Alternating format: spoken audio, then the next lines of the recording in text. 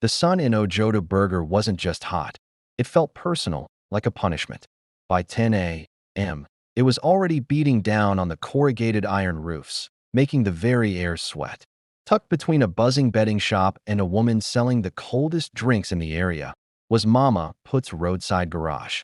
The ground there was permanently stained black, a testament to years of spilled engine oil that even the heaviest Lagos rain couldn't wash away. 6 men worked at the garage, but everyone knew the real boss was Mama Put herself. She was an Igbo woman from Onitsha, a force of nature who could cuss you out in 4 different languages and then, without missing a beat, fry up the sweetest, most perfect dodo you'd ever tasted. Among the mechanics, there was Emeka. He was the tallest of the crew, a dark, quiet man whose shoulders were perpetually stooped from years spent leaning over car bonnets. He rarely spoke, but he could fix anything. A smile from Emeka was a rare sight, reserved only for those moments when a stubborn engine finally coughed back to life on the first try. The other guys nicknamed him Pastor. He didn't drink, he didn't flirt with customers, and during his lunch breaks, you'd often find him quietly reading a small, worn Bible. At 29, he'd been sending half his earnings back home to his family in Imo State since he was just a teenager. Then, one Monday morning, the white Mercedes GLK rolled in. It arrived with a soft, almost imperceptible knock in the engine, a sound that only Emeka's trained ear managed to catch.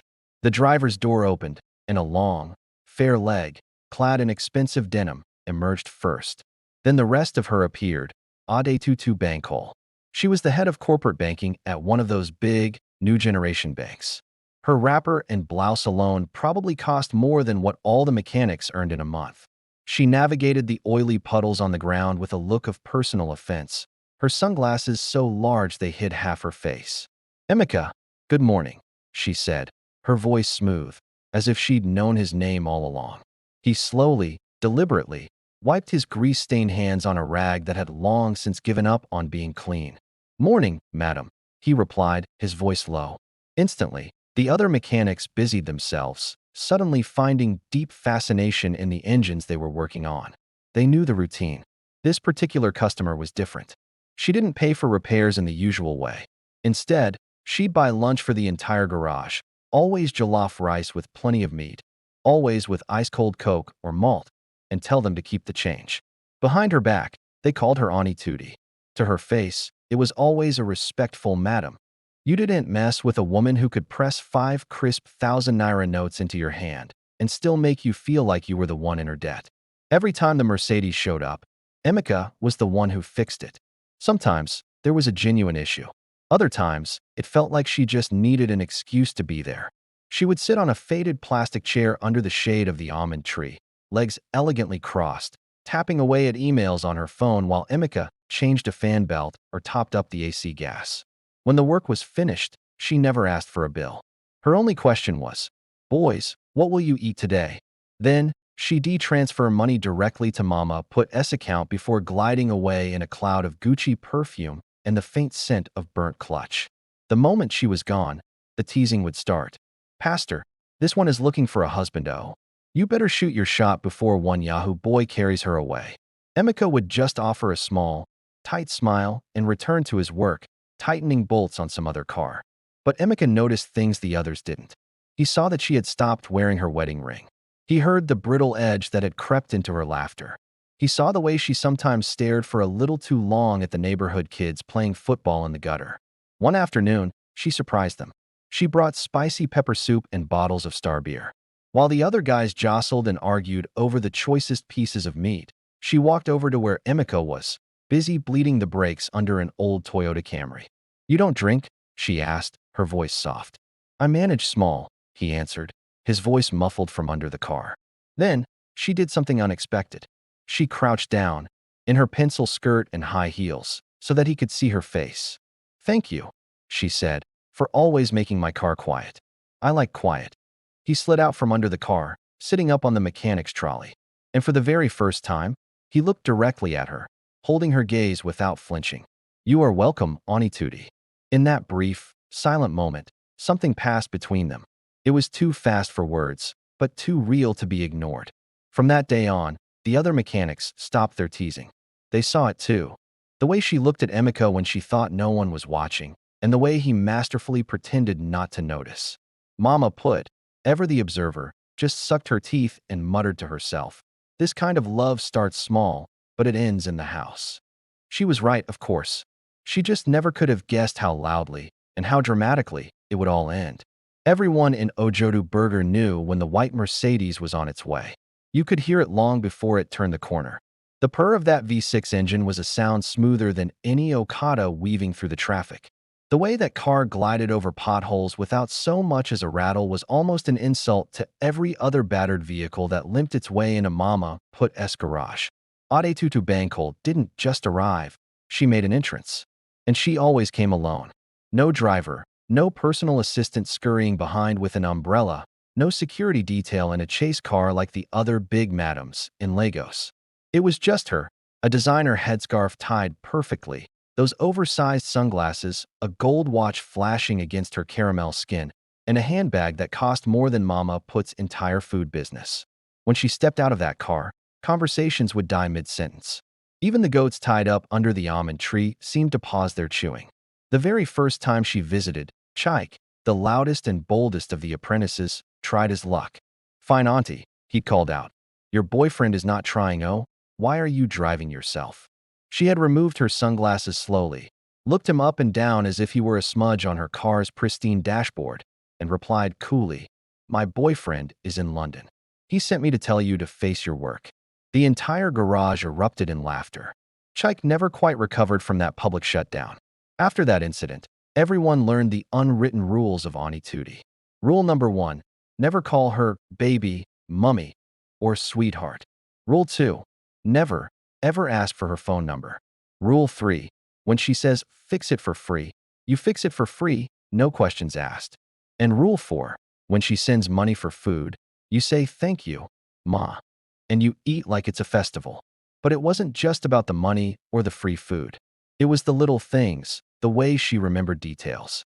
It was the way she treated them not just as grease monkeys, but as people. That, more than anything, was what earned her time into respect. She knew everything about them. She knew Mama Put's youngest daughter had the SS genotype and needed a blood tonic every month. She knew Emeka's mother sold Akamu back in Owerri and suffered from arthritis in her knees. She knew Yusuf, the vulcanizer, was saving every naira to bring his wife from Kano. And every month, quietly, without any announcement, envelopes would appear. Sometimes they were in the glove box of her car, sometimes slipped under the plastic chairs in the garage, each one containing exactly what that person needed. Because of this, they protected her like she was family. When traffic robbers tried to snatch her phone at the junction one evening, it was Chike and Emma who chased them down the street with iron rods until the boys scrambled into a gutter and disappeared. When her car battery died late at night in front of a bank in Acacia, it was Emeka who left his own dinner drove all the way out with a new battery and installed it for her under the dim glow of a streetlight. He refused to even take money for fuel. Among themselves, they called her Auntie Tootie, but never to her face. To her face, it was always a respectful ma or madam. Only Mama Put herself dared to call her Adetutu. And even then, only when they were alone, sharing a bottle of malt under the shady tree by the stall. Mama Put saw things the boys didn't. She saw how Tootie's smile never quite reached her eyes anymore. She noticed the way her fingers would twist the empty space on her ring finger, where a large diamond used to sit. She saw how, sometimes, Tootie would just sit in her car long after the AC had cooled the leather seats, staring at nothing, with the music off and the windows up, as if the world outside was just too loud to bear.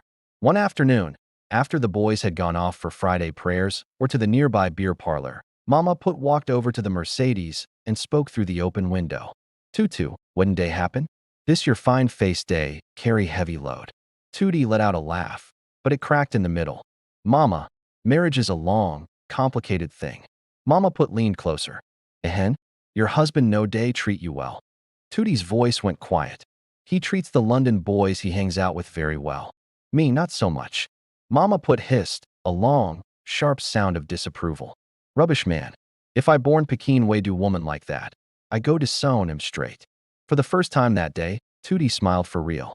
"Can you born a better one for me?"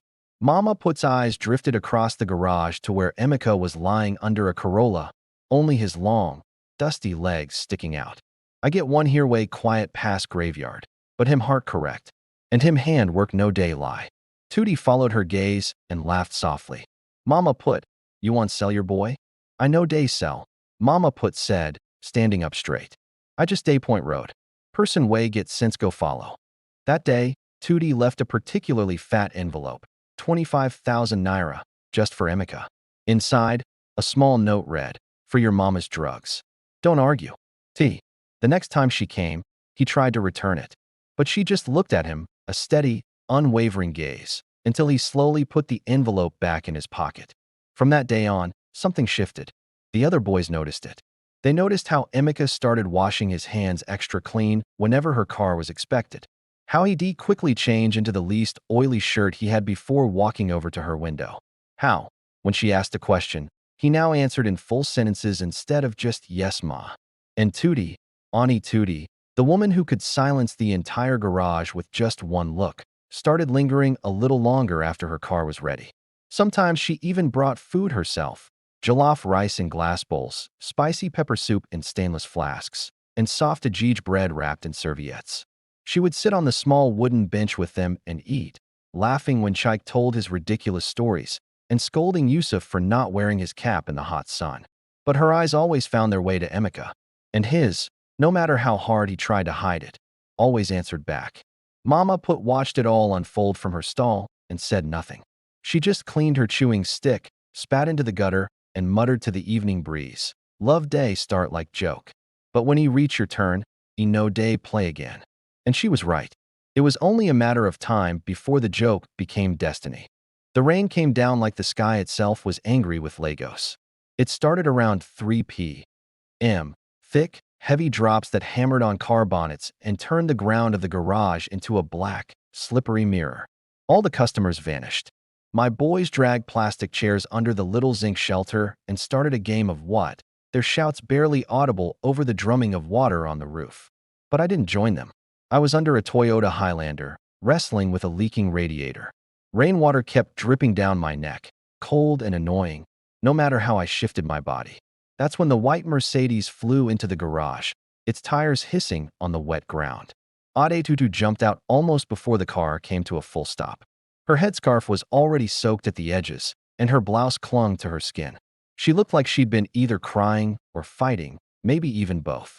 Emeka, her voice sliced right through the noise of the rain and the laughter from the boys. Every single head turned. She never, ever shouted. I slid out from under the Highlander, wiping grease and rain from my face with the back of my wrist.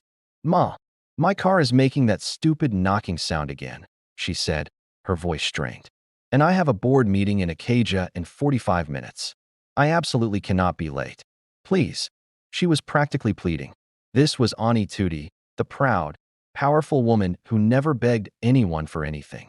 I took the key from her outstretched hand without a word. I popped the bonnet, letting the rain pour inside, and just listened for about 10 seconds. "It's an injector issue," I told her. "I can fix it, but there's no way I can do it in 30 minutes. Tootie closed her eyes and pressed 2 fingers to her temple. "Jesus," she whispered. Then she did something none of us could have ever expected. She kicked off her expensive red-soled heels, tossed them into the back seat, and stood barefoot in the muddy, swirling water. "Keep the car," she declared, already pulling out her phone. "Fix it properly. Just bring it to my house later. I'll take an Uber." I found myself speaking before I could even think. "Madam, with this rain, no Uber is going to get here quickly. I can drop you off in Acadia first, then bring the car back here to work on it." The other guys all exchanged looks. It was an unspoken rule.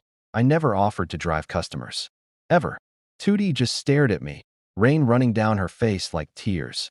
I saw something in her eyes soften. "Are you sure?" she asked. I simply nodded. 5 minutes later, we were rolling out of the garage. The Mercedes wipers were working overtime, and there I was, behind the wheel in my soaked overalls, with Tootie beside me in the passenger seat, trying to salvage her makeup with a small mirror. We didn't talk much. She gave me directions, and I just drove. At a red light on Oboakron Avenue, she suddenly let out a small, tired laugh. "I must look like a masquerade, ABI?" I glanced over at her. Even with smudged eyeliner and wet hair stuck to her cheek, she was, without a doubt, the most beautiful woman I had ever seen. "You still look fine, madam," I said quietly. She looked at me for a long moment, then quickly turned to face the window, but not before I saw the hint of a smile. I dropped her right at the bank's gate, with the car's hazard lights blinking in the downpour. She reached for her purse. "Emeka, thank you so much.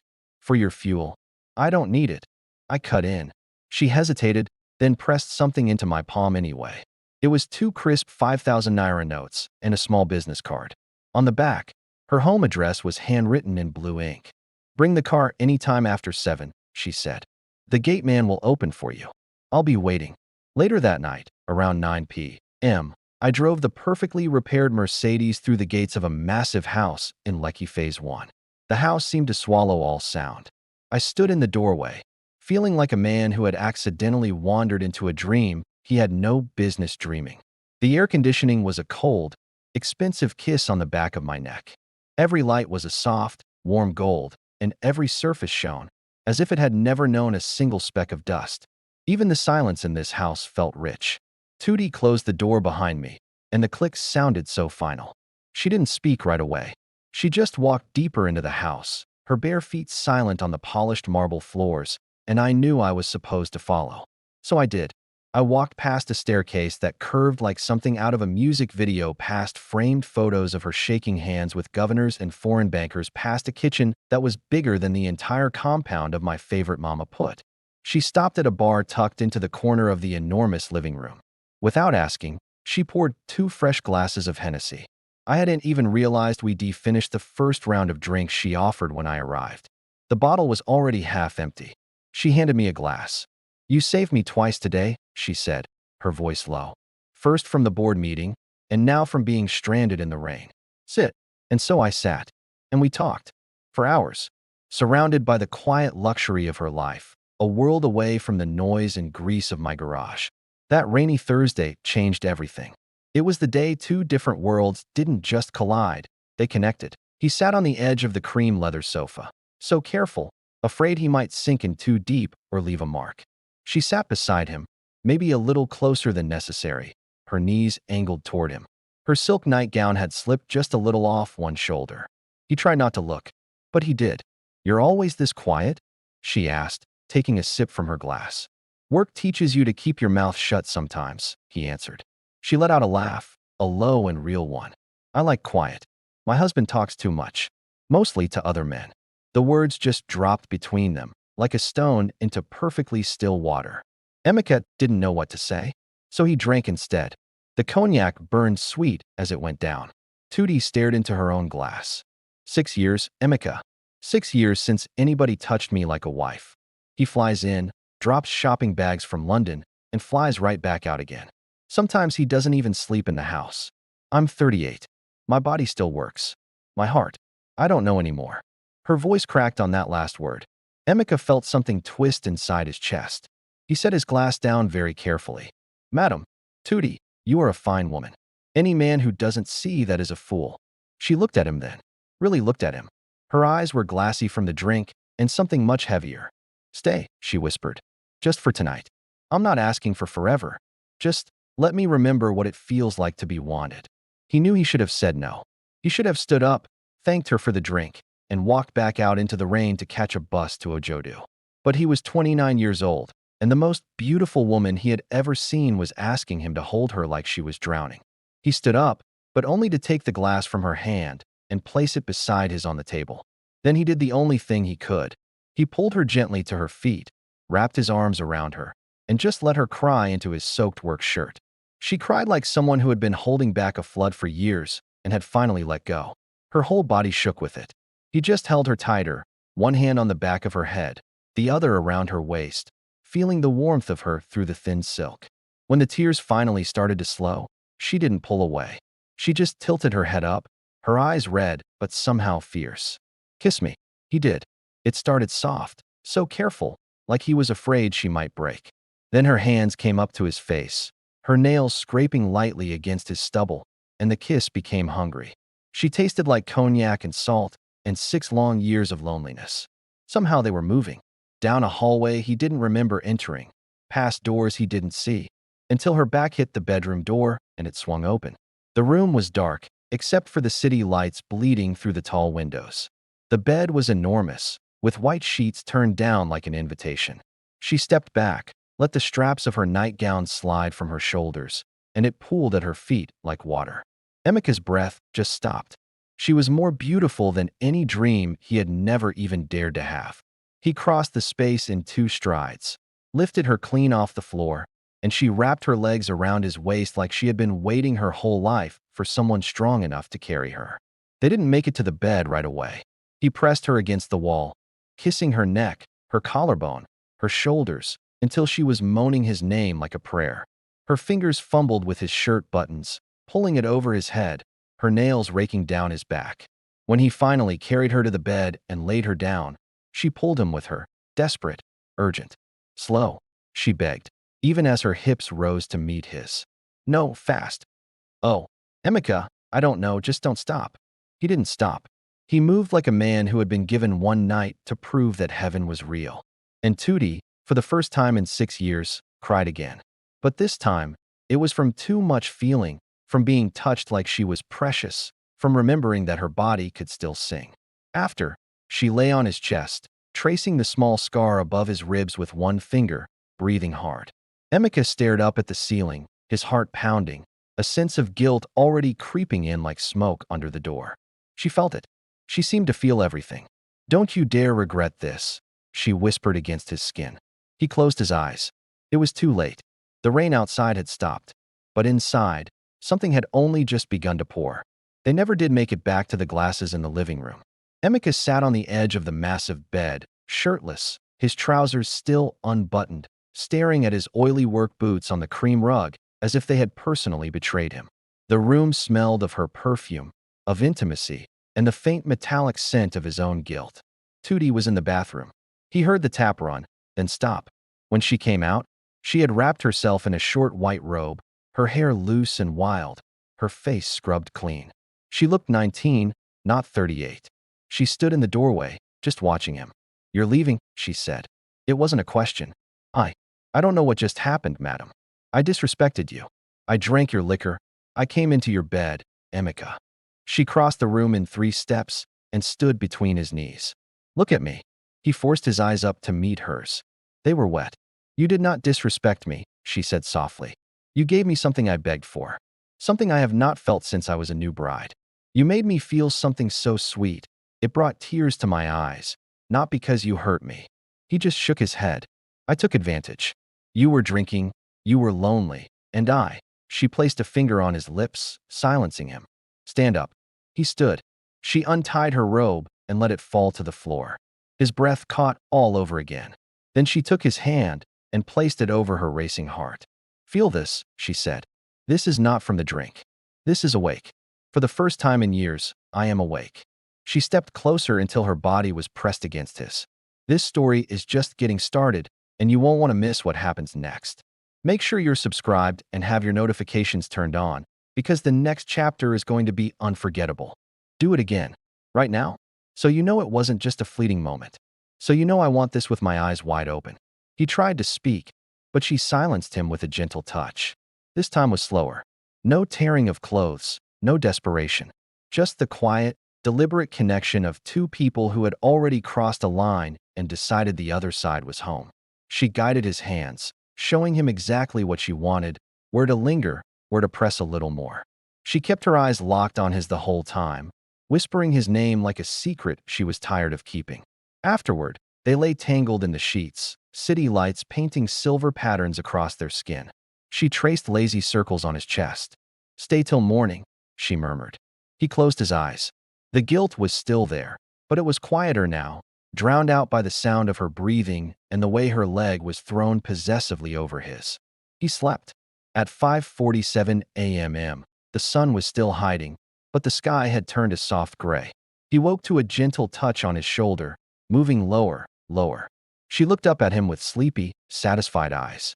3rd time's the charm, she whispered, her voice husky. By the time the house staff started moving downstairs, he had lost count of the moments they'd shared. He dressed in the daylight, feeling awkward again in his rumpled work clothes that now carried her scent instead of engine oil. She watched from the bed, the sheet pulled up to her chin, smiling like a cat who'd found the entire tin of milk. At the door, she gave him a long, meaningful look, pressing a thick envelope into his back pocket. "For fuel," she said softly, "and for your mother's medicine, and for the shop I'm going to help you open next month. Don't argue." He opened his mouth. She silenced it with a touch. "When you finish work today, clean up, wear that blue shirt I like, and come back here by 8 p.m. Dinner's on me." He walked out into the morning air feeling like a man who had been hit by a luxurious truck and somehow survived, richer, bruised, and completely changed. Behind him, she closed the door, leaned against it, and laughed until tears came. 6 years of famine, 1 night of feast, and she was already looking forward to the next meal. This story is just a small glimpse into the complex lives people lead. In the grand master bedroom of number 17B Admiralty Way, a massive king-size bed stood as a monument to loneliness. For 6 long years, this custom-made Italian masterpiece, with its towering headboard and sheets worth more than a month's salary, had known only the presence of one person. The mattress held a perfect dip on the left side, a testament to where Tootie slept night after night. The right side, however, remained perfectly flat, untouched, a silent reminder of the husband who was supposed to be there. He was a man of business trips, a phantom who, on the rare occasions he returned, preferred the solitude of the guest room in the other wing. Most of the time, he simply didn't come home at all. This bed, this luxurious expanse of silk and memory foam, was intimately familiar with the weight of a single woman's body, the salty taste of her tears, and the soundless screams she smothered into her 3,000 thread count pillows. It was a cold and silent witness to her solitude. But one night, everything changed. That night, the air in the room seemed to hold its breath. When Emeka carried her in, the bed itself seemed to exhale a long, slow sigh, as if it had been waiting for this very moment. He laid her down with the tenderness one might reserve for something made of delicate glass. Yet, the instant her back made contact with the cool, crisp sheets, a fire ignited within Tootie. Something deep inside her, dormant for so long, snapped awake with a fierce energy. With a strength that caught them both by surprise, she pulled him down towards her. Her legs locked around his waist, and her mouth met his with a hunger that was both demanding and liberating. In that moment, she was on a mission. She wanted to obliterate every memory of cold, lonely nights. Every single night she had curled into a tight ball, trying to convince herself she didn't need the warmth of another's arms around her. She wanted to erase the nights she had sought her own quiet release, stifling any sound so the house girls wouldn't hear, only to weep herself into a restless sleep afterwards. But not tonight. Tonight, there would be no silence. Tonight, she would be loud. Tonight, this bed would finally remember the very reason it was built. It would rediscover its purpose, not as a shrine to absence, but as a stage for connection and warmth. Emeka responded with the fervor of a man who had been granted permission to indulge in a long-forbidden desire, and he intended to savor every single second. He began his exploration at her forehead, a gentle kiss, before moving to her closed eyelids, the tip of her nose, and then her mouth. He lingered there, their lips meeting in a dance of rediscovery, until she was breathless, gasping for air and for more. His kisses traced a path down her neck, pausing at that sensitive spot just below her ear, a spot that made her back arch instinctively. When his lips finally found their way to her breast, a cry escaped her, a pure, uninhibited sound that echoed against the high, vaulted ceiling. "Yes, God, yes," like that, she whispered, her voice thick with emotion. Her fingers dug into his strong shoulders, not out of desperation, but as a silent command, urging him to continue, to explore further. And he, her willing servant, her passionate accomplice, obeyed. He was rewriting the story of the bed, one touch at a time. The cold was finally giving way to a searing, all-consuming heat.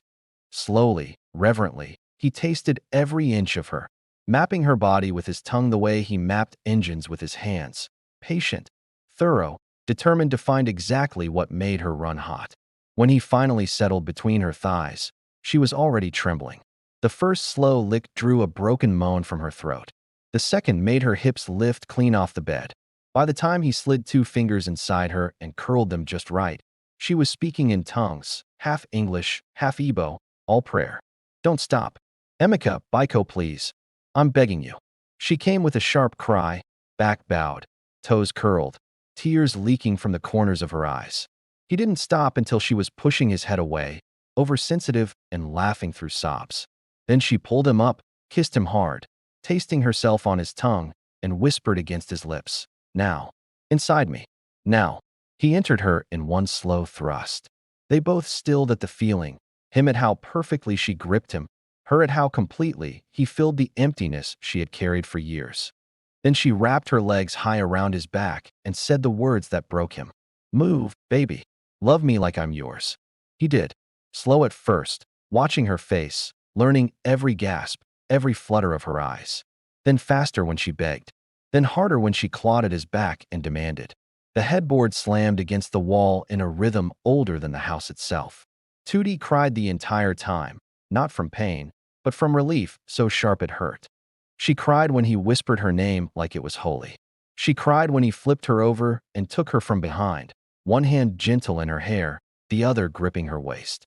She cried when she came again, louder this time, face buried in the pillow that still smelled of her lonely nights. And she cried when he followed her over the edge, groaning her name into her neck like a man who had found salvation between a woman's thighs. Afterwards, they lay tangled and sweating, hearts hammering against each other. Tootie traced the line of his jaw with a trembling finger. "Thank you," she whispered. Emeka kissed her forehead, still inside her, not ready to leave. "No," he said, voice rough. "Thank you for letting me."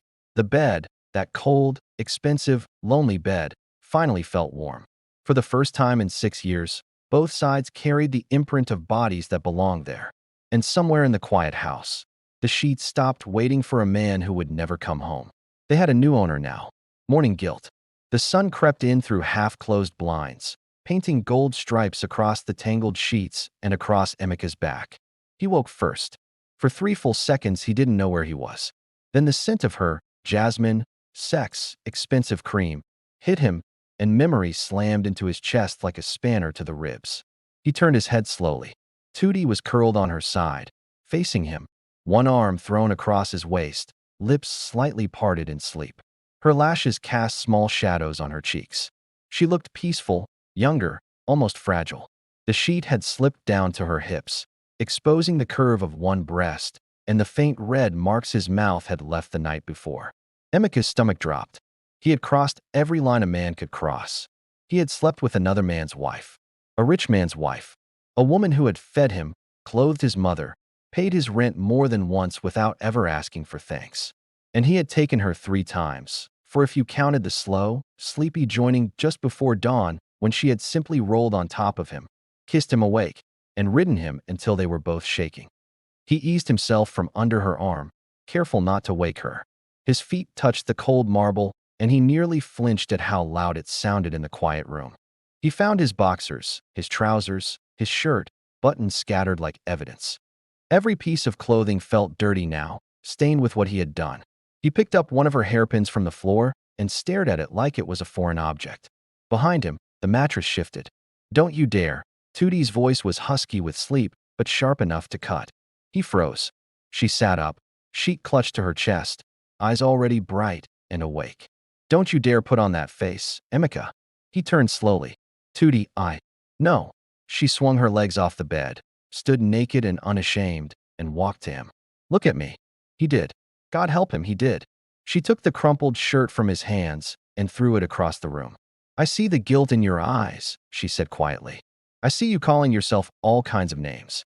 Poor boy way chop, where him no supposed chop. Opportunist. Thief." Each word landed like a slap. "But you listen to me now," she continued, stepping so close her breasts brushed his chest. "Last night I begged you. I opened my legs and my heart, and I begged a man to touch me. You didn't steal anything. I gave it. Freely. Happily. And I would do it again right now." Emeka's voice cracked. "Your husband is a man who stopped being my husband the day he chose other men over me.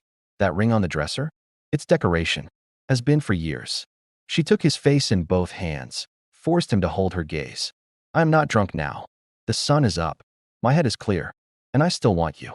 Then she did the thing that destroyed the last of his resistance. She took his right hand, slid it between her thighs, and let him feel how ready she already was. Feel that? She whispered. That is not guilt. That is not pity. That is me, wet for you again. Because you made me remember I am a woman, Emeka. Not a bank balance. Not a trophy. A woman. His fingers moved on instinct, sliding through her warmth. She gasped, eyes fluttering. Do it again, she breathed. Love me one more time, so you never have to wonder if it was real. He tried to speak. She kissed him quiet. This time there was no rush, no alcohol, no rain to hide behind. Just morning light, open eyes, and two people choosing each other with nothing left to hide. When it was over, she lay on his chest, tracing the sweat between his pecs, listening to his heart slow down. Still feel guilty? She asked softly.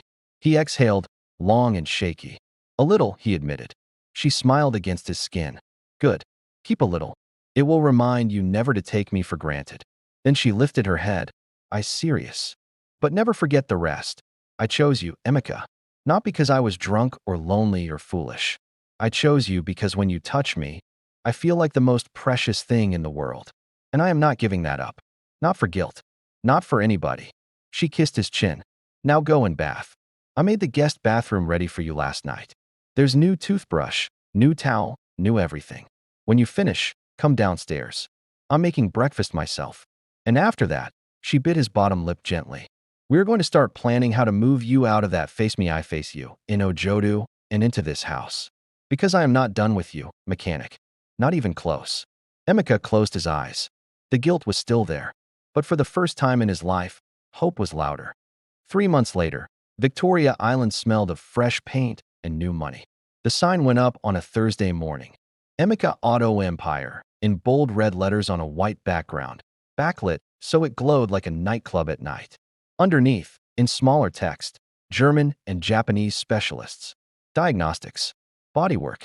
AC. This wasn't just a workshop, it was a statement. For bays, hydraulic lifts, a glass-walled office with air conditioning, even a waiting area with leather sofas and an espresso machine that confused the old customers. Mama Put came for the grand opening, wearing her finest wrapper and a ghillie so tall it could have challenged the gate. She circled the place 3 times, touching the shiny new tools as if she couldn't believe they were real.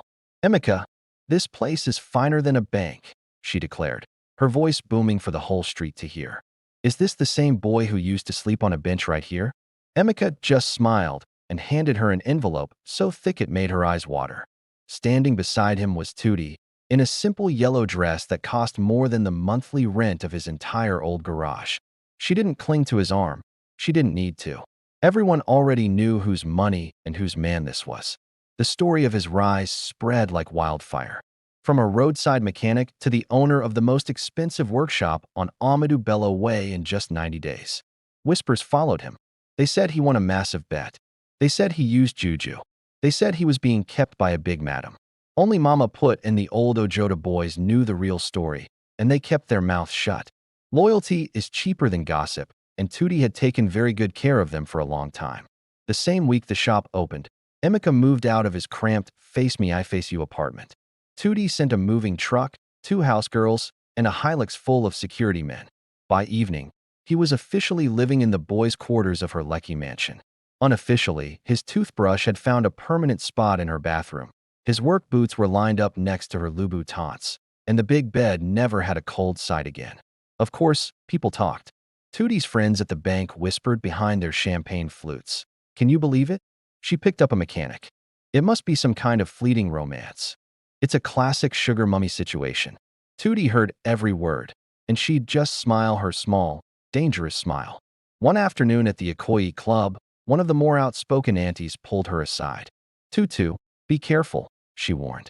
These small boys will chop your money and then disgrace you with younger girls. Tootie took a slow sip of her mimosa, looked the woman up and down, and replied in her sweetest voice. Auntie, the day Emeka disgraces me is the day I cut it off and keep it in my handbag. And you know I don't make empty threats. The auntie nearly choked on her drink. Everyone knew Tootie's family owned half of Banana Island and 3 banks in Abuja. You didn't play with her toys. Emeka adjusted to his new life with surprising speed. He learned to wear proper shirts to the workshop, to speak to customers driving G-Wagons and Bentleys without dropping his gaze.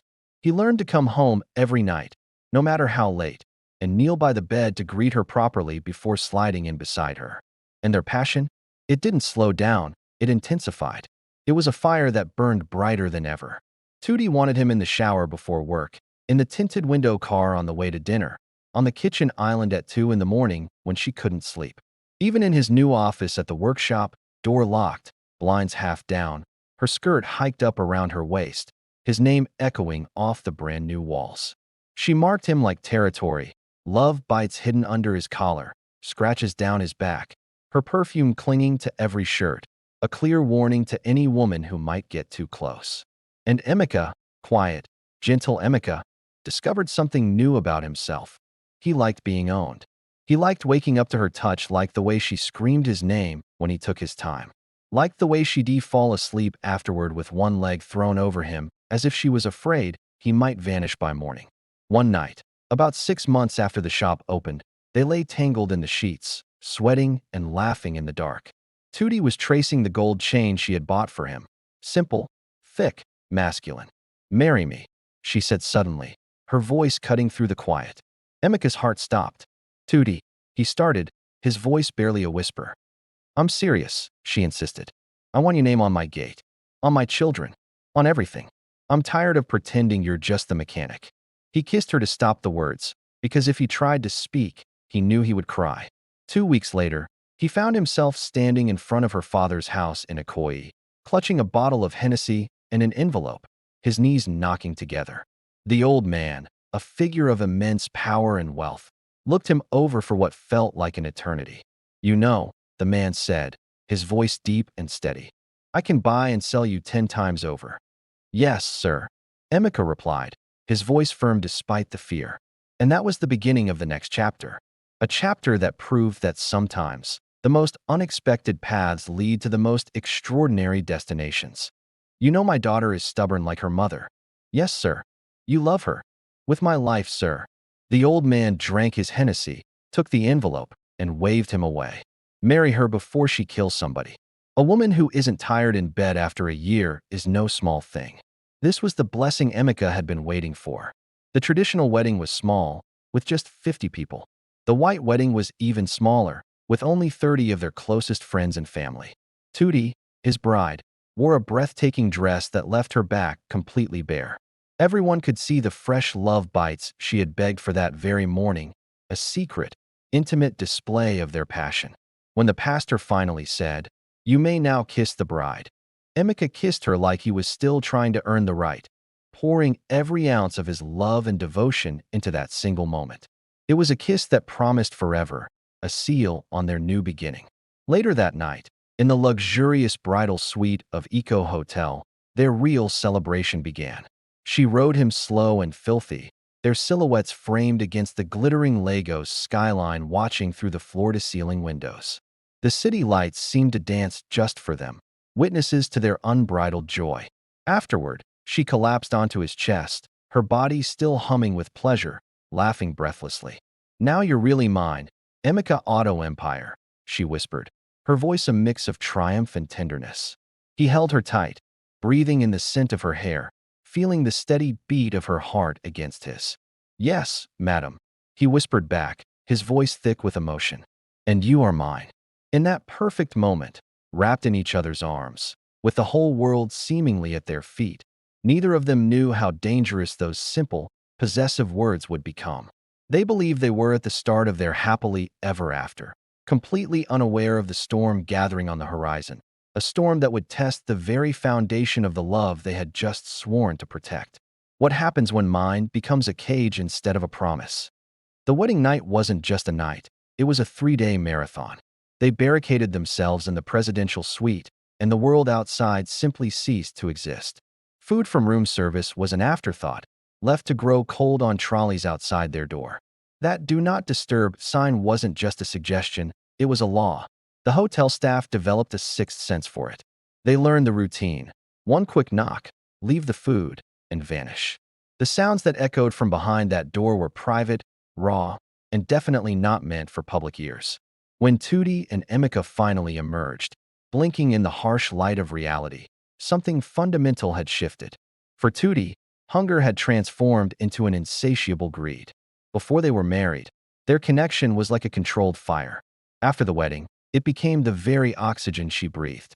She wanted him first thing in the morning, before his eyes even fluttered open. She craved him in the car on the way to his shop, her hand audaciously slipping inside his trousers while the driver stared straight ahead, pretending to be deaf to the world. She'd demand him in her office at lunchtime, pulling him over the massive conference table, her skirt hiked up to her waist, her mouth pressed hard against his shoulder to muffle sounds that would alert the security guards downstairs.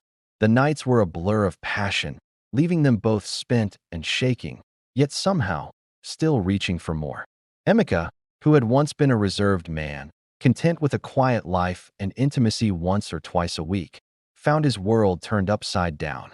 He learned to exist in a state of constant readiness, a low hum of anticipation buzzing just beneath his skin. He never knew when she would strike, dragging him into a bathroom, a walk-in closet, or the spacious back of their Range Rover to claim what she considered hers. He developed new muscles just from carrying her to every conceivable surface in their home. He mastered the art of bringing her to completion with just his fingers, because sometimes the short journey to the bedroom was an eternity she couldn't bear. Sleep became a light, fragile thing for him. 3 a.m. was her favorite hour. She'd wake him by silently sliding down his body, taking him deep into her warmth until he forgot his own name, lost in the sensation of her. Of course, people noticed. You can't contain a fire that big. At the bank, Tootie's personal assistant became an expert at scheduling private meetings that lasted exactly 45 minutes. After these meetings, Tootie would emerge glowing, with a subtle, almost imperceptible limp in her step. Over at Emeka's workshop, his crew learned an unwritten rule: never call the boss after 7 p.m., unless the building was literally on fire. Even Mama Put, the food seller down the road, would laugh whenever she saw him, shaking her head and saying, "This woman don't use love finish you, Pastor." Tootie didn't just hear the gossip, she reveled in it. She wore the whispers and side glances like expensive jewelry. One evening, at a formal bank dinner, a former suitor, now married to someone else, made a colossal mistake.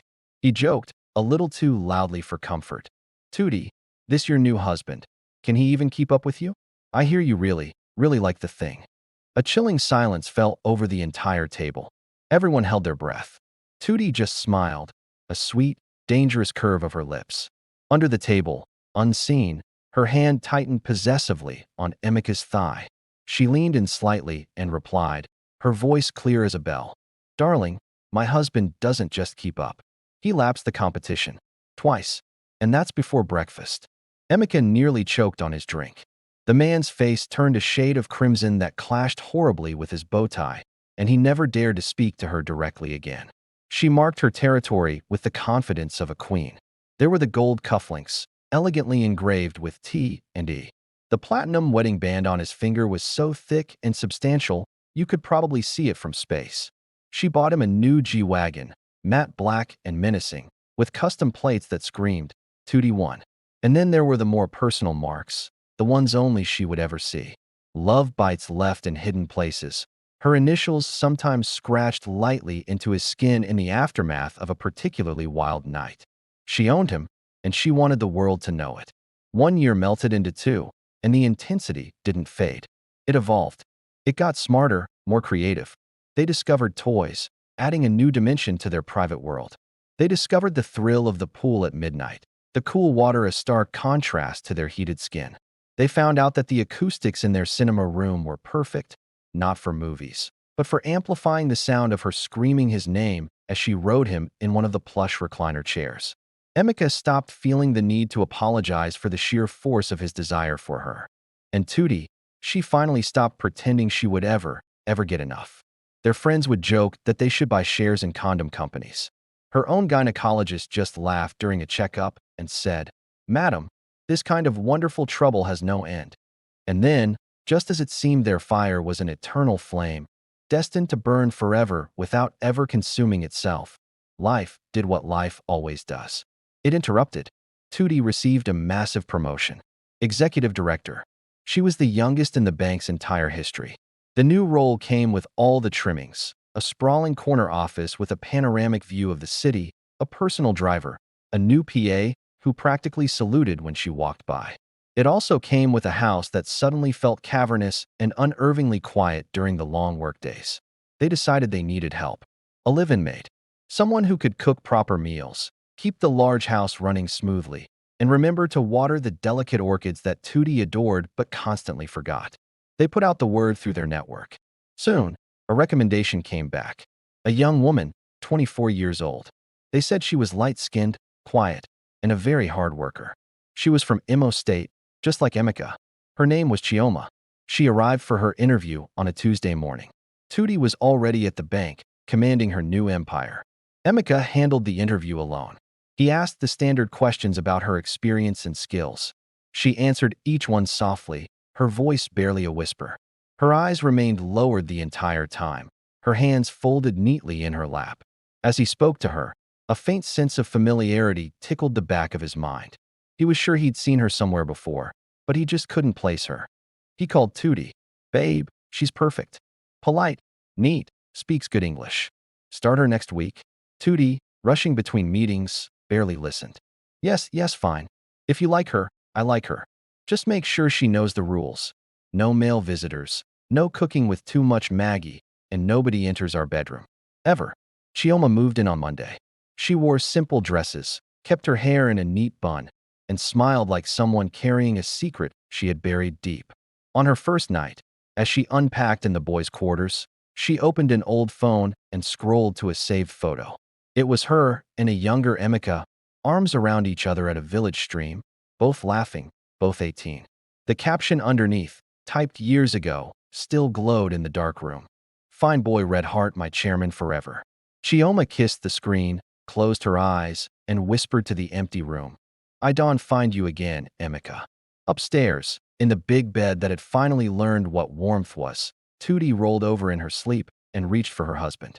Emeka pulled her close, kissed her forehead, and slept.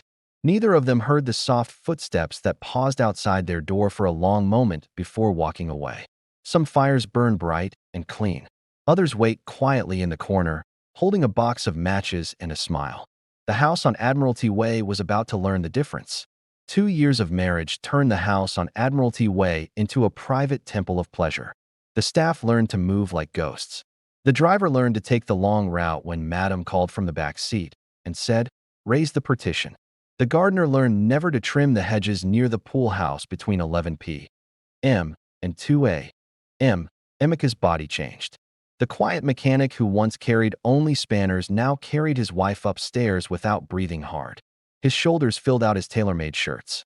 His hands, once rough from wrenches, stayed rough because Tootie liked the way they felt on her skin. And Tootie? She bloomed. The severe corporate suits got tighter, the heels higher, the lipstick redder. Colleagues whispered that Executive Director Adetutu was looking younger every month. Only her PA knew the truth. The glow came from a husband who still looked at her like she was food, and he was starving. They had rules now, playful but ironclad. No business trips longer than 3 nights without the other tagging along.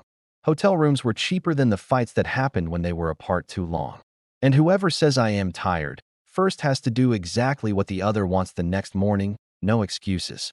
They kept score on a small chalkboard in the walk-in closet. Tootie was winning. Some nights, she came home late, still in her power suit, hair in a severe bun, looking like she could buy and sell countries.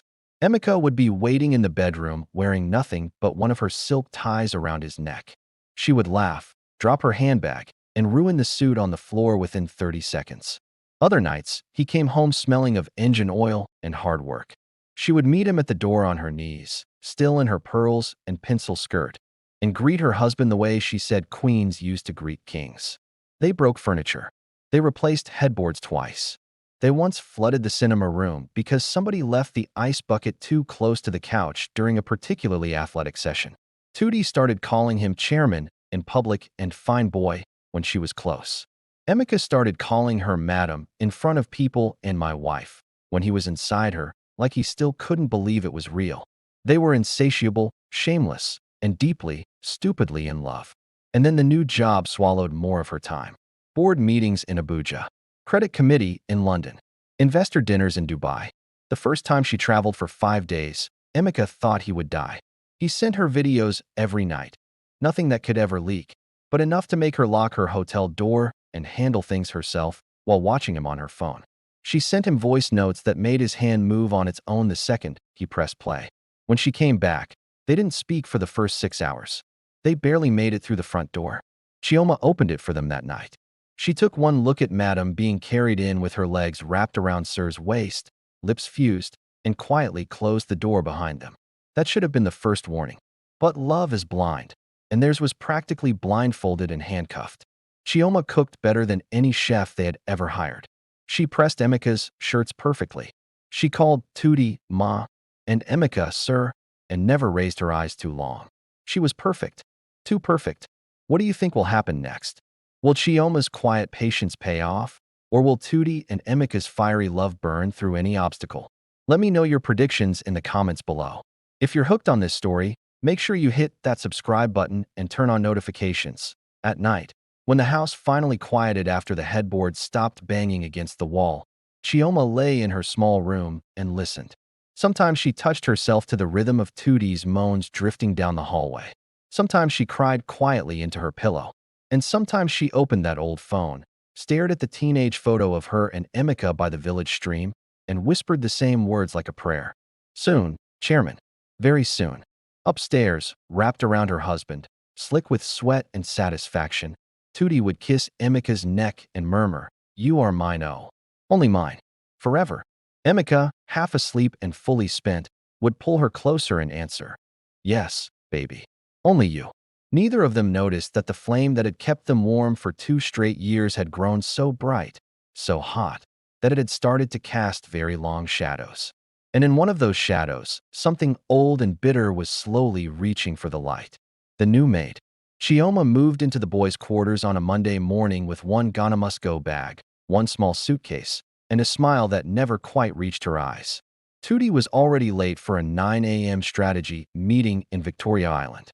She shook Chioma's hand quickly, liked the girl's soft voice and neat cornrows, and rattled off instructions while slipping on her heels. "Chioma, welcome. The kitchen is yours. No Maggie in my stew, please. Wash my whites separate. Water the orchids every other day. And nobody enters the master bedroom except me and my husband." "Understood." "Yes, Ma," Chioma answered, eyes politely lowered. Emeka was at the door holding Tutti's laptop bag. He gave Chioma a small nod. "If you need anything, ask me or the driver." Something flickered across Chioma's face, too quick to read, then it was gone. That first week, Chioma was flawless. She woke at 5 a.m., swept the compound before the sun was fully up, cooked jollof rice that made Emeka close his eyes and moan, pressed his work shirts so sharp you could cut yam with the collar. She greeted Tutti every morning with "Good morning, Ma. Hope you slept well," in that soft Imo accent that sounded almost exactly like Emeka's village. Tutti came home one evening, tired and happy, and found her dining table set with candles and pounded yam with correct onugbu soup. "Chioma," she called, genuinely impressed. "Who taught you to cook like this?" "My mama, Ma," Chioma answered, smiling small. "And one person I used to cook for, long time ago." Emeka walked in at that moment, still in his workshop overalls. He froze for half a second when he saw the soup, then recovered. "Smells like home," he said quietly. Chioma's eyes flicked to him, soft and knowing. "Yes, sir.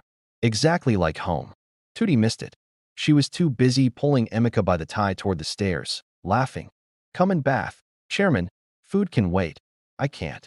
Chioma cleared the plates later and washed them without being asked. She started small. A extra button sewn on Emeka's shirt, in case tear for workshop. A small bowl of ground nuts left on his office desk at home with a note, "For when you're working late, sir." She wore simple house dresses at first. Then the dresses got a little shorter, the neckline a little lower. She tied her wrapper low on her hips when she knew he was coming in from work, bending extra long to pick things off the floor. Emeka noticed. Of course he noticed. But Tutti had warned every female that entered the house. "Look at my husband twice. I will pluck your eyes." So he kept his eyes on his wife, on the workshop, on the life he still couldn't believe was his. Chioma waited. She had waited 6 years already. A few more months were nothing. One Saturday, Tootie flew to Abuja for a 3-day conference, then straight to London to sign some papers. 5 nights total, the longest they had ever been apart since the wedding. Emeka drove her to the airport himself. They made out in the car park like teenagers until the driver coughed and looked away. "Behave," Tootie warned, biting his bottom lip. "I installed new cameras, remember? I go day watch you." Emeka laughed. "I am a married man, madam. Who I want misbehave with." She kissed him one last time. "Good answer. When I come back, I go reward you proper." The plane took off.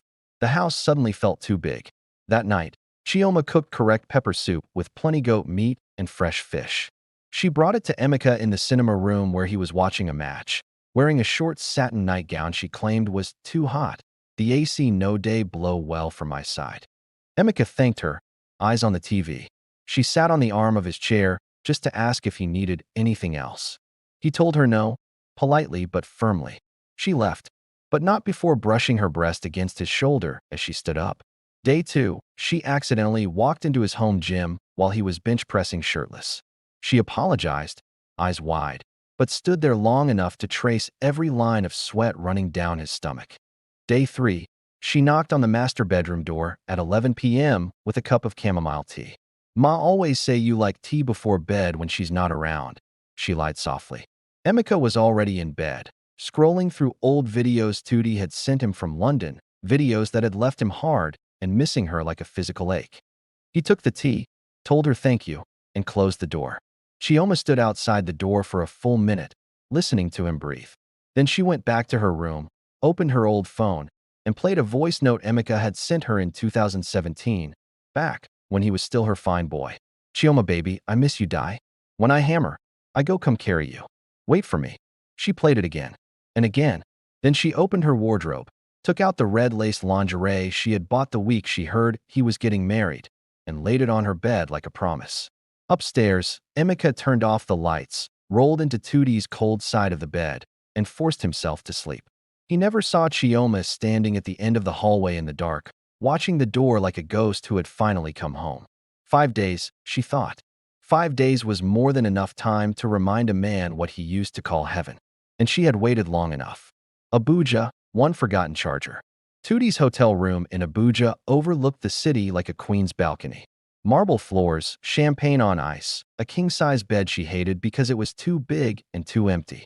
She had been traveling for 4 days straight. Abuja conference, quick hop to London to sign facility agreements, back to Abuja to close the deal. She was exhausted, triumphant, and missing her husband so badly it felt like a bruise. At 10:47 p.m., she realized she had left her MacBook charger in the study at home. She opened the CCTV app on her phone, something she did every night when she traveled, just to see the house, to see him. She usually watched Emeka move from kitchen to bedroom, maybe catch him smiling at an old video of them, then fall asleep feeling less alone. Tonight, she opened the app for the charger. "Chioma," she typed in the house WhatsApp group, "please check the study, left side of the desk. White Apple charger." Snap and send. No reply. Chioma was probably asleep. Tootie shrugged, opened the live feed anyway to guide the girl when she woke up. The first thumbnail that loaded was the master bedroom. She clicked it out of habit. The screen took a second to focus. Then the world ended. There, on the bed she had bought with her first big bonus, the bed where she had cried, begged, screamed, and laughed for the last 3 years, was her husband. Naked, moving slow and deep inside Chioma. Chioma's legs were wrapped high around his waist exactly the way Tootie liked. Her nails dug into his back exactly the way Tootie did. Her head was thrown back, mouth open, moaning the exact same broken rhythm Tootie made when he hit that spot. Tootie's phone slipped from her hand and hit the hotel carpet with a dull thud. She didn't feel it. She was frozen, watching in perfect 4K as Emeka turned Chioma over, gentle, familiar, and entered her from behind. The same slow roll of his hips he used only with her. The same hand fisted gently in her hair. The same low growl in his throat when he was close. Chioma turned her face toward the camera, toward Tootie, and smiled. A small, victorious smile. Then she said the words that finished killing what was left of Tootie's heart. "Fine boy, my chairman." The same pet name Tootie had whispered to him the first night. The night she thought changed everything. Tootie didn't scream. She didn't cry. She just sat on the edge of the hotel bed, staring at the screen until the battery died and the room went dark. Then she opened her laptop, booked the first flight back to Lagos, 5:55 a.m., and sat in the dark until it was time to leave. She didn't sleep. She didn't call him. She didn't need to. She had seen everything. Every thrust. Every kiss. Every lie. And the worst part, the part that would haunt her for years, was how gentle he was. How loving. How exactly like the way he touched her.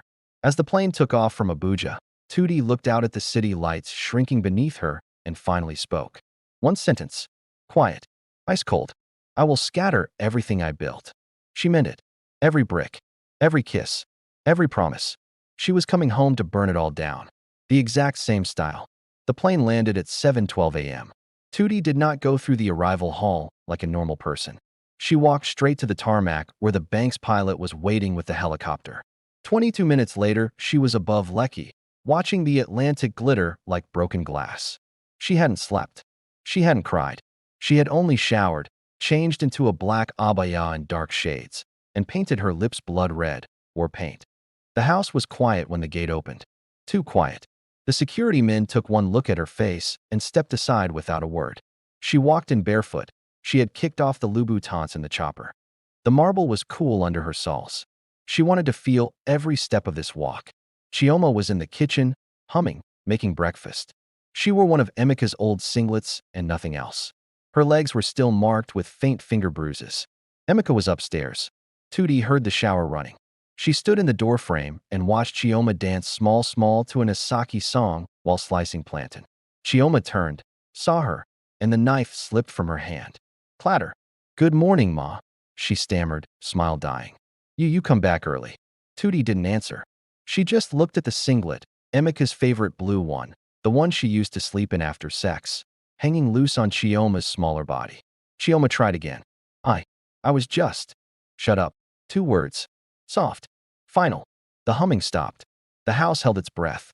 Tootie walked past her, up the stairs, slow, deliberate. The shower was still running. She pushed the bathroom door open. Emeka was under the water, eyes closed, head bowed, washing away evidence. He felt the cold air, opened his eyes, and saw her. The soap fell from his hand. Tutu. She didn't scream. She simply removed her shades, folded them, and placed them on the counter. Then she spoke, calm as death. Turn round. Let me see your back. He didn't move. She took one step forward. I said turn round. He turned. His back was scratched raw, Chioma's nails, long, deliberate, possessive. Tootie stared at the marks for a long time. Then she laughed. One short, bitter sound. You even allowed her do my exact pattern. 3 lines down the left shoulder blade. 2 across the spine. You taught her my map, Emeka. He opened his mouth. Nothing came out. She looked at him, really looked, for the first time since walking in. You fucked her in my position. You kissed her neck the way you kiss mine when I'm about to come. You called her the name only I am allowed to call you. Her voice never rose. That was the terrifying part.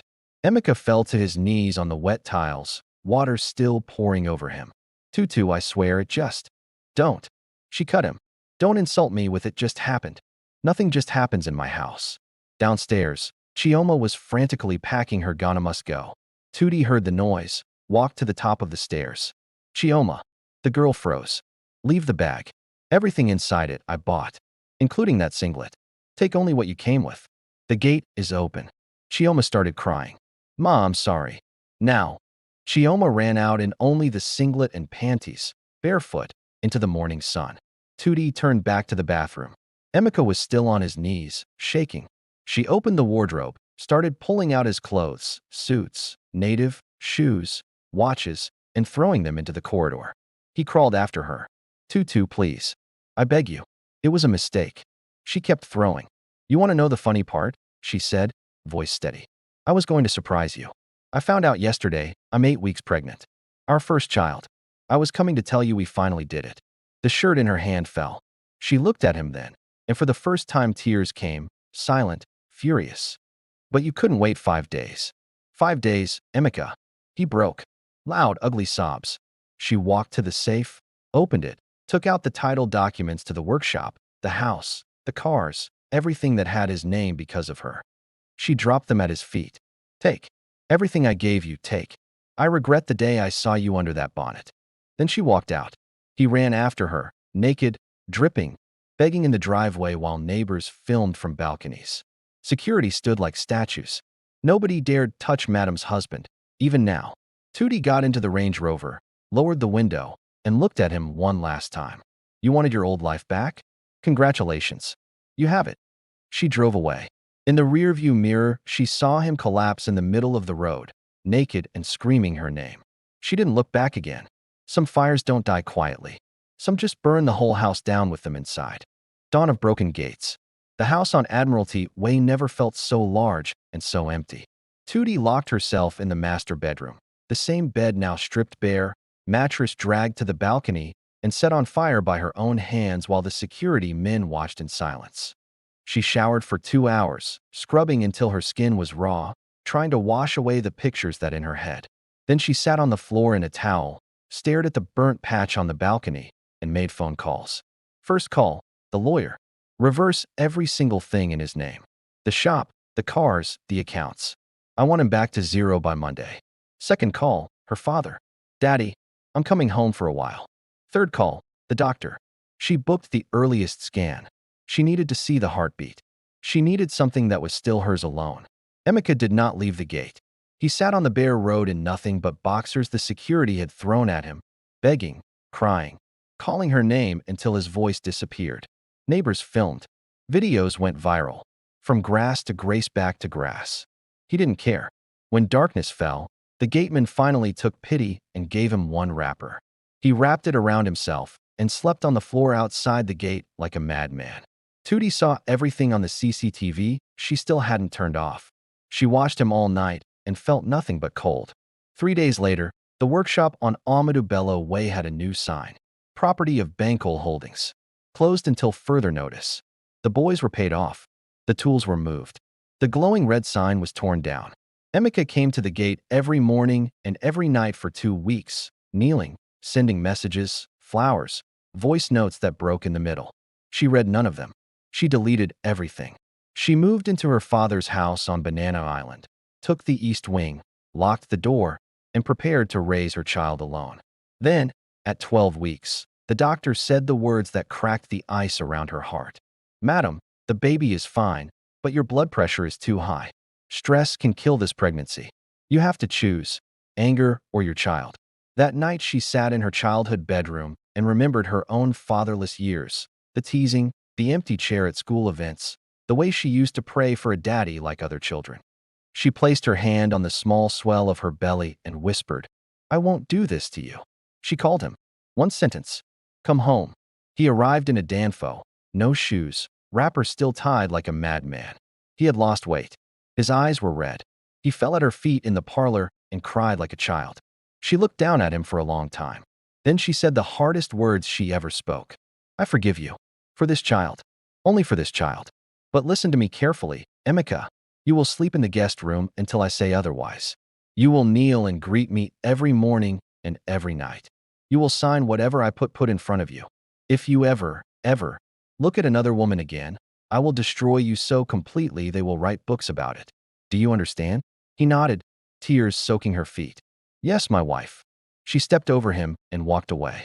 Months later, their son was born, big, loud, perfect. Emeka cut the cord with shaking hands and cried harder than Tootie. They named him Chukwuemeka. God has done great things. Every morning since then, no matter how early, no matter how late Emeka came home from the new, smaller workshop she allowed him to reopen, he kneels at the bedroom door. Good morning, my wife.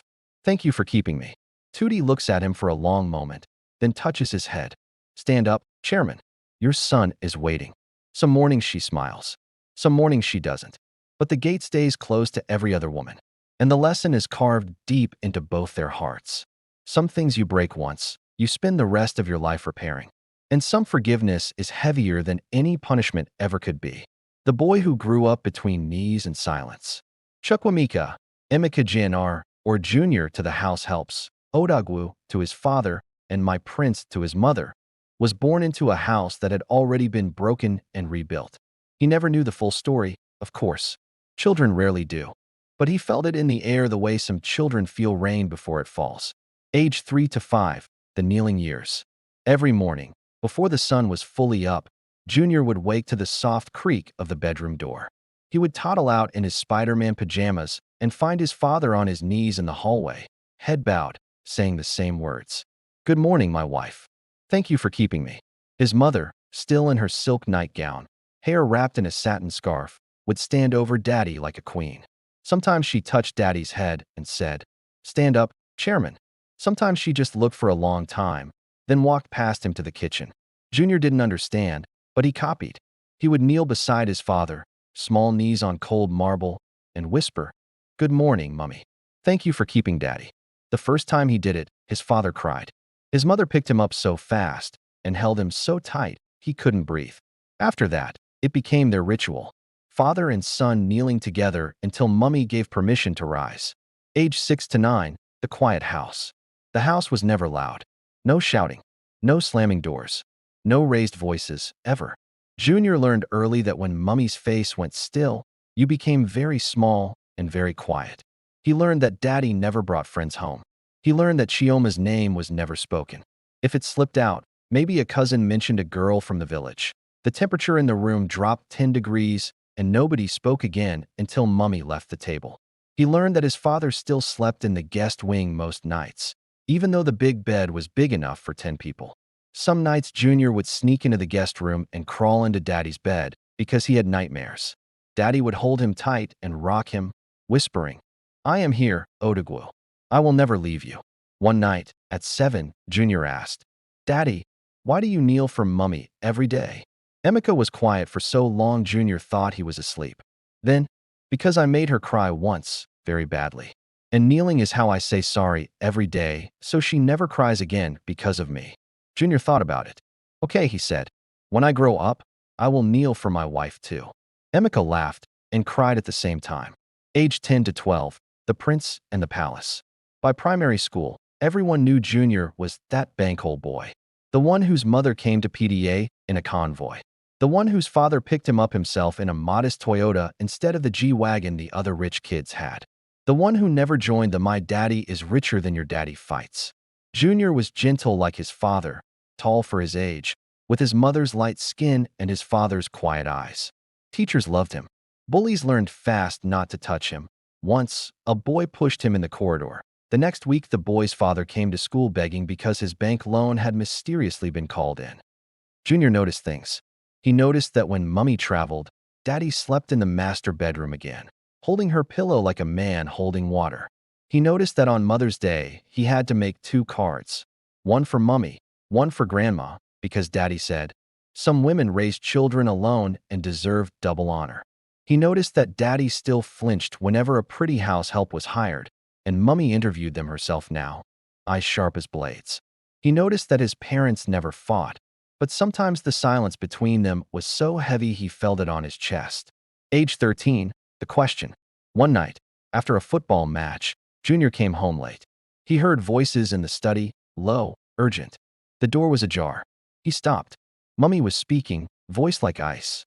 "If I ever smell another woman on you again, Emeka, I will take my son and disappear, so clean you will only see him in heaven." Daddy's voice, broken. "Tootie, 13 years. I have not even looked." "I know," she cut in softer now. "I know, but I still check. I will always check." Then silence. Then the sound of kissing, hungry, desperate, like they were still trying to fix something with their mouths that words had broken long ago. Junior backed away quietly and went to his room. He didn't sleep. The next morning, he knelt with his father as usual. But for the first time, he looked up at his mother and asked, "Mummy, did Daddy do something very bad to you before I was born?" The house went still. His father's breath stopped. His mother looked at him for a long, long time. Then she knelt too, the first time Junior had ever seen her kneel, and pulled both of them into her arms. "Yes," she said simply. "He did. And he has spent every day since trying to make it right. And I have spent every day deciding whether to let him." She kissed Junior's forehead, then his father's lips. "And this is our family, my love. Broken and mended, scarred and strong. That is what love looks like sometimes." Junior nodded, eyes wide. From that day, when father and son knelt every morning, Junior no longer copied. He knelt because he understood. He knelt because he was grateful for a father who stayed. He knelt because he had a mother who forgave the unforgivable for his sake. And in that quiet house on Admiralty Way, 3 people knelt together every dawn, one to say sorry, one to receive it, and one to make sure it was never needed again. That was Chukwuemeka's childhood, a palace built on the ruins of betrayal, held together by knees, silence, and a love so fierce it scared even the people inside it. Thanks for watching. Kindly like, share with friends, and subscribe for more amazing stories.